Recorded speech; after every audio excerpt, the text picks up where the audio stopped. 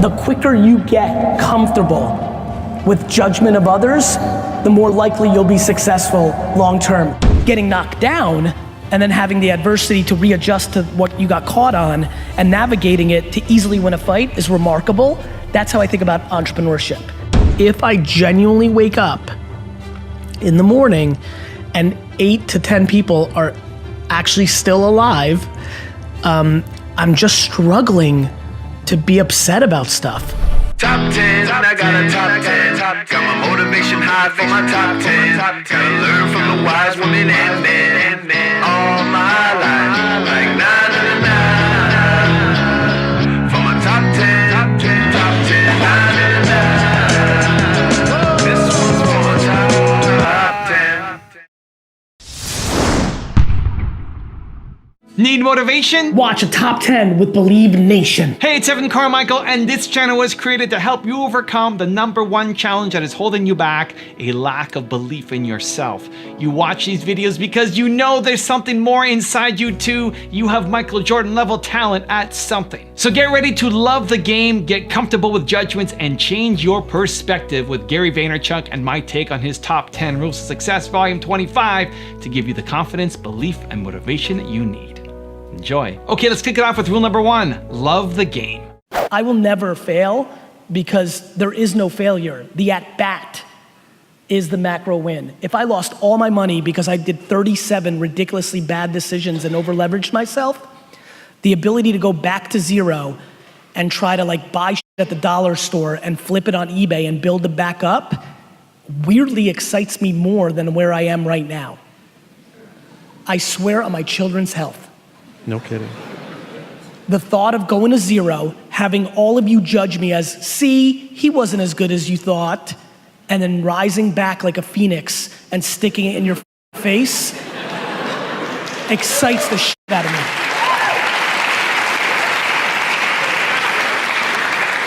I believe that right there is the definition of entrepreneurship. It's when you love your game more than what the game gives you. That's why I like losing. The game told me I lost. Respect to the game. Rule #2, get comfortable with judgments. When you're 10 years old, confidence is a very funny thing. You're still forming as a human, but the reality is if you're twitching and you're over responding to how many subscribers you have or what your friends in school are saying, you're not going to be able to be successful. And so you're lucky, Giovanni, to be able to start this process now, not when you're 45 years old. The quicker you get comfortable with judgment of others, the more likely you'll be successful long term. The way to get your confidence up is to start enjoying the pushback, is to start enjoying people say that you can't, is to start enjoying the judgment of others who don't understand. If you're not comfortable in your own framework, you'll never succeed.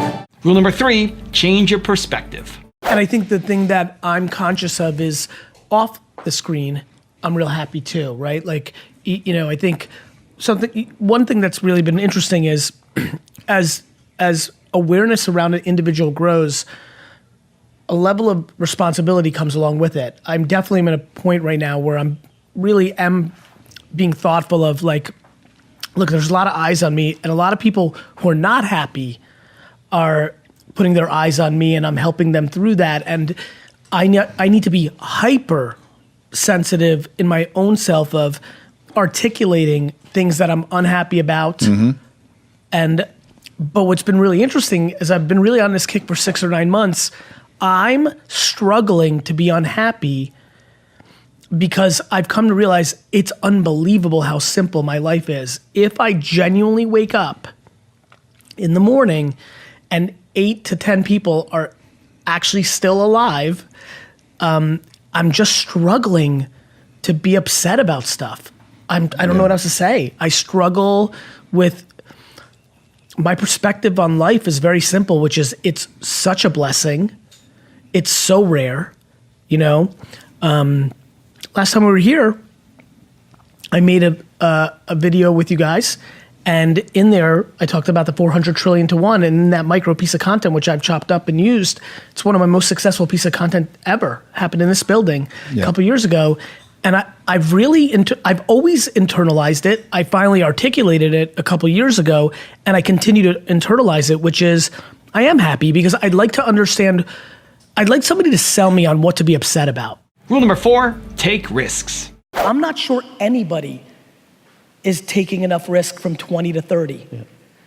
It is the most interesting thing that I've been thinking about, which is it is never more practical to be disproportionately risky than from 22 to 30, yet everybody goes the other way because now they're the real world and it's time to prove something to their parents, to themselves, to everybody else, and everybody goes conservative.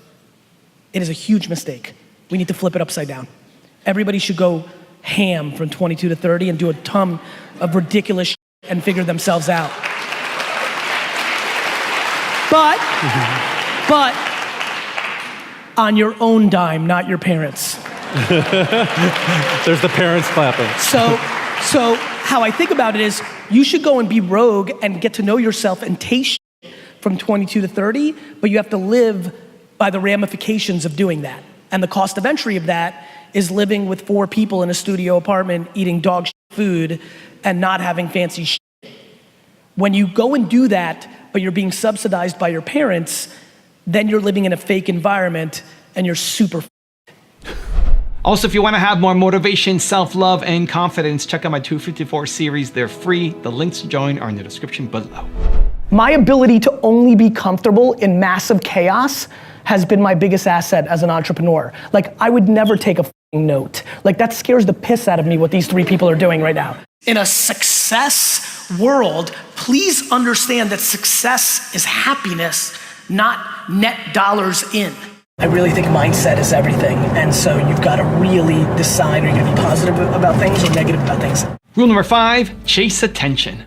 We're really into a new era of opportunity. You know, to me, the white space that technology continues to create and always will is really a thing that most businesses and people struggle with, because the reality is that most people think about things based on what has already happened instead of being able to understand what's about to happen, which is ironic because what's about to happen is already happened in history many times over. It's just you have to understand the pattern recognition and deploy it against the current state. And so for me, if you understood that jargon, for me, what is really interesting is that no matter who you are in this room today, the one thing I know we can talk about is attention of the person you're trying to reach. My entire career, I've come to realize, has been pretty simple.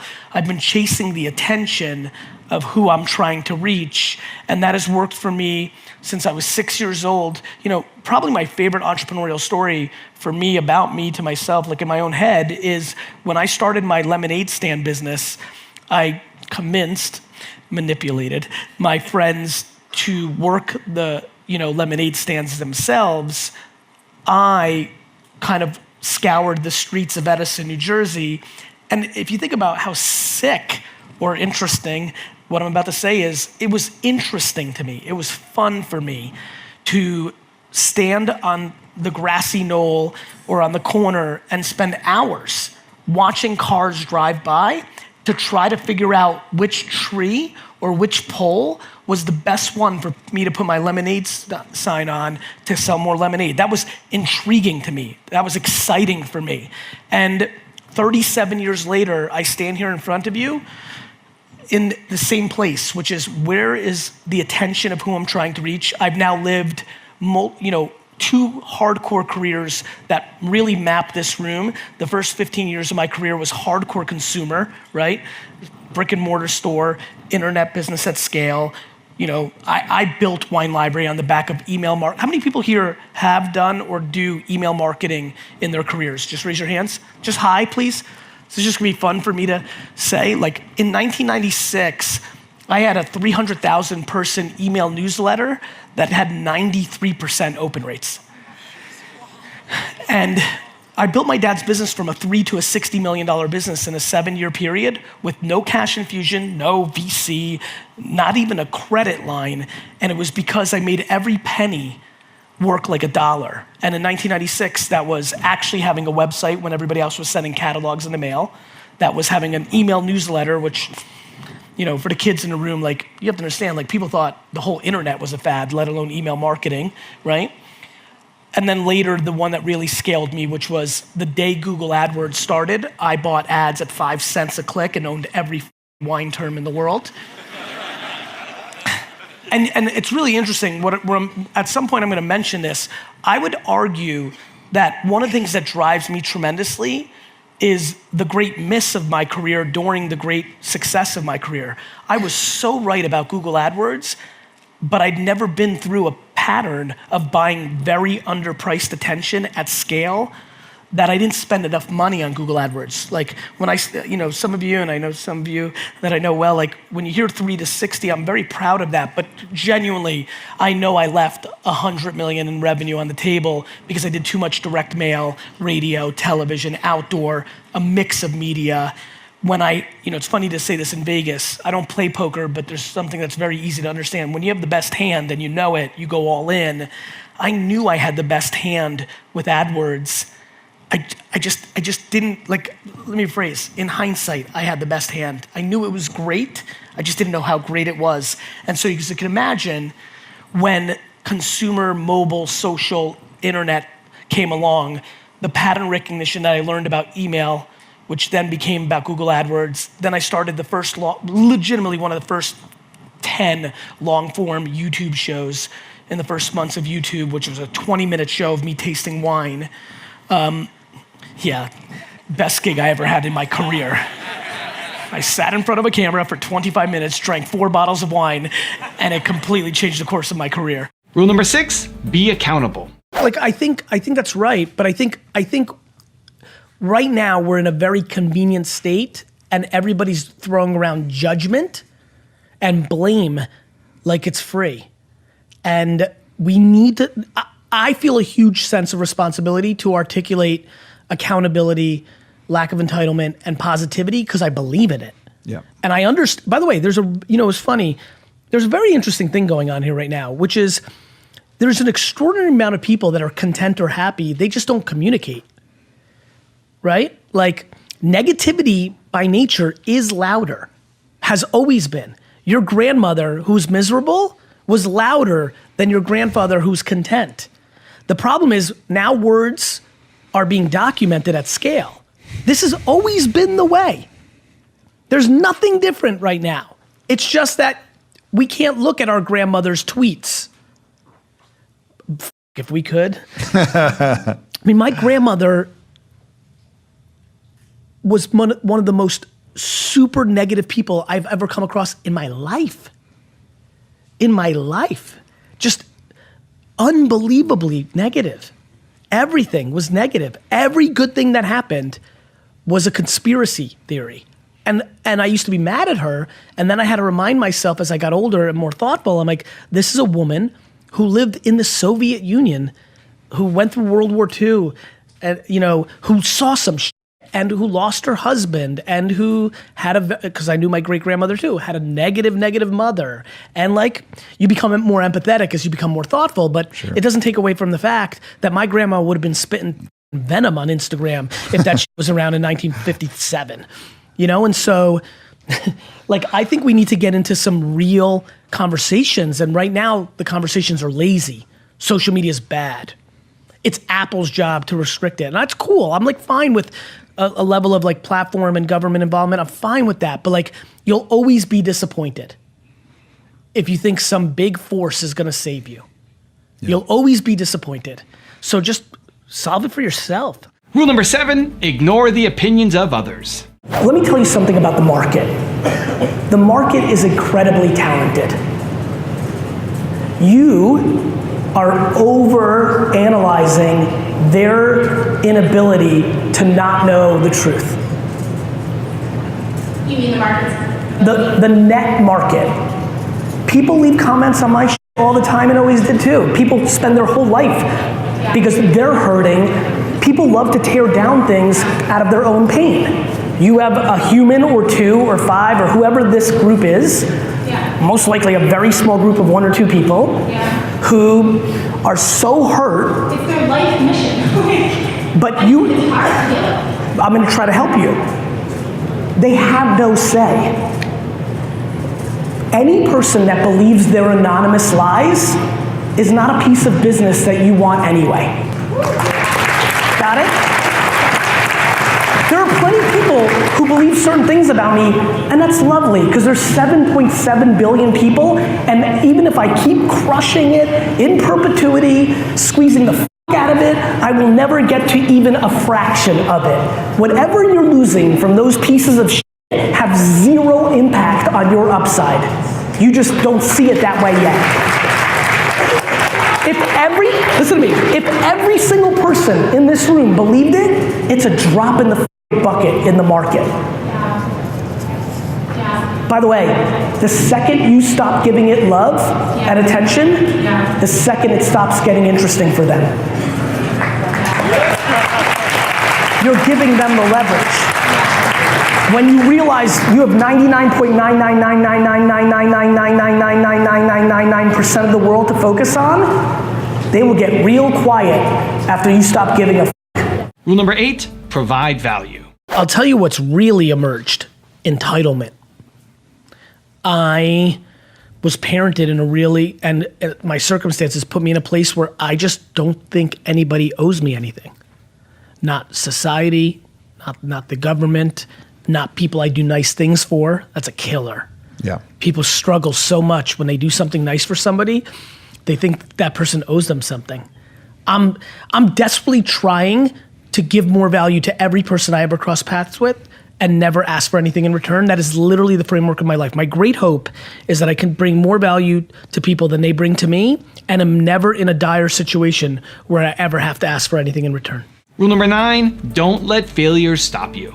Tell us about failure and why it's important to fail. I love it. Yeah, because you mentioned that you love it. I love it. I like micro failure. I hate macro failure. Like, death of your business is bad. But to me, you know what's funny? I'll use a boxing analogy. My favorite boxing, I watch a lot of boxing. I think boxing's a very interesting, and I'm super into mixed martial arts, but I grew up on boxing. I understand it better. And I like watching it because there's so many things that happen in boxing. First of all, what I love about boxing is there's nowhere to hide. You know, like, it's super interesting, right? There's nowhere to hide. Number 2, there's a scenario in boxing that I love the most. For some reason, there's nothing more interesting to me than watching somebody get knocked down in the first round and then go on to win the fight easily. It's an interesting psyche, right? And I like that, and this is what I'm thinking about it, which is like, here's what's bad in boxing and in business. Going into a fight, getting knocked the f out in the first round and losing the match. Bad. Getting knocked down and then having the adversity to readjust to what you got caught on and navigating it to easily win a fight is remarkable. That's how I think about entrepreneurship. The reason so many people struggle with entrepreneurship is you have micro failures almost daily, and they're very in your face. You can't hide. And I like that. I like failure because I think I deserve it. I hate when people don't respect the game. When I fail, it means I f***ed up. And I like that because I think people get audacious. My number one thing that I hate about capitalism is that people use it and they love it and they're big capitalists and they love open market and competition and all that, and then they become 73 and they try to use all their money to protect their money. They're not willing to let a young lion eat them the way they ate somebody else. I hate when they try to manipulate it. That's what I love about sports. What I love about sports is when you're 36 and you were once the best player in the league, but now you're getting a little bit older and your body breaks down, you are forced to retire. The one thing that entrepreneurship and capitalism has to adjust to is once you get old and you're tired and you want to be on a yacht instead of working your shit, you should lose some money because you're losing. And rule number 10, the last one before a very special bonus clip, is make sacrifices.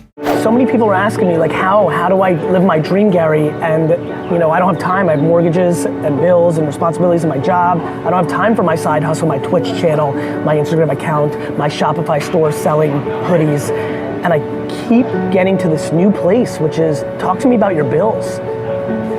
Like, why'd you buy an apartment that stretches you? Why is your car so fancy? Like, Why do you need the new Gucci every time? Like, why are you going out Thursday, Friday, and Saturday night? Like, why are you going to Coachella? Like, why are you going to Avengers opening night and buying the biggest piece of popcorn and candy? Like, the answer to all of your questions is not how much money you make or how much time you have, it's what you're spending your money on. Why do you want the newest pair of Yeezys? Why? Why?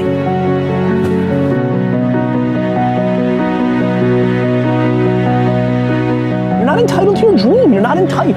Nobody's entitled to be an amazing dancer. Nobody that tours the world and gets to dance and open for Beyonce and make $580 a year and live it and go to Monaco on the weekends. Like, it's not how it works. Everybody starts at zero. Some people start at different places, but anybody who does it for themselves has to sacrifice. Like, yes, like, move. Like, my city's expensive, move. Like, my car payments are high, sell your car and buy a piece of shit car, take the bus. This is dreams we're talking about. We're talking about dreams. We're talking about, like, I want to be a professional gamer. We're talking about, I want to get paid $200,000 to give a speech.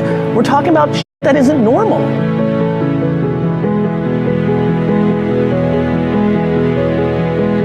Dreams require sacrifices. People don't want to sacrifice. Like, some reason, DNA, parenting, circumstance, I'm on the extreme end of everything's my fault. Nobody owes me shit. I shouldn't get anything unless I bleed for it.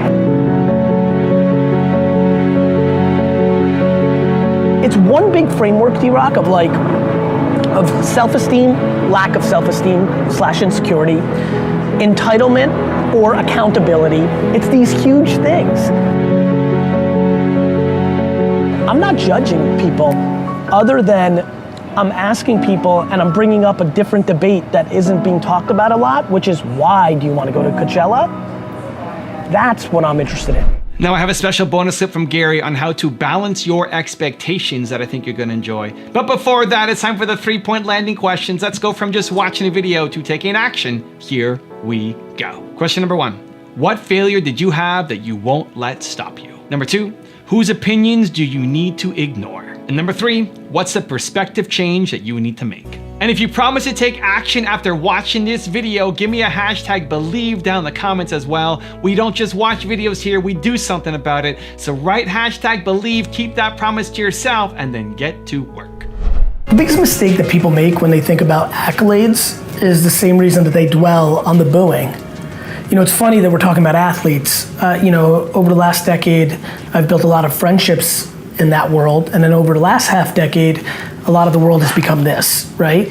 And a lot of people come to me because I grew up in that world, and people get down on like somebody leaving a comment that's negative, and I'm like, bro, you play on home court, give up an 11-0 run, and everybody who's supposed to be your homies are booing you, and you don't let that faze you because you're in that zone. As a human, you need to be in that zone. When people are saying you're the greatest, you need to think you're crap. When people say you're crap, you need to think you're the greatest. And in that contradiction and pulling from opposite directions, when the flow's going one way, that's how you get your actual balance. That's how you get your 2 fingers in your ears. You don't hear shit. Can I curse on this thing? Absolutely. Good. You don't hear shit. You don't hear if they say you're gonna be the MVP in the league your rookie year, and you don't hear if that you're the biggest bust of all time. And the second you can get there, get into that place, it's over. And so don't get too high on your own supply, your clippings. A lot of these kids have serious heat. Some of these kids have the most heat we've seen in a generation. And balancing that is imperative. So for me, what I see in other A's, what I'm going through a little bit in my little world is just don't hear it one way or the other.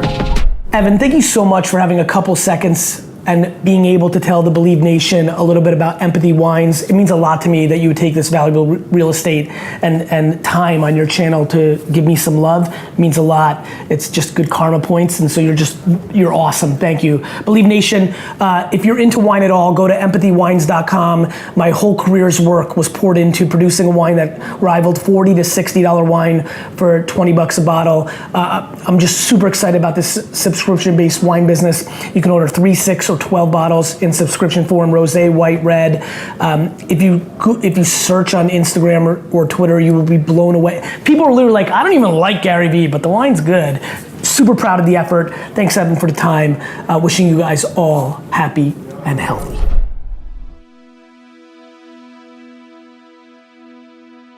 If you want Gary Vee's views on how to win on Instagram, check out the video right there next to me. I think you'll enjoy it. Continue to believe, and I'll see you there.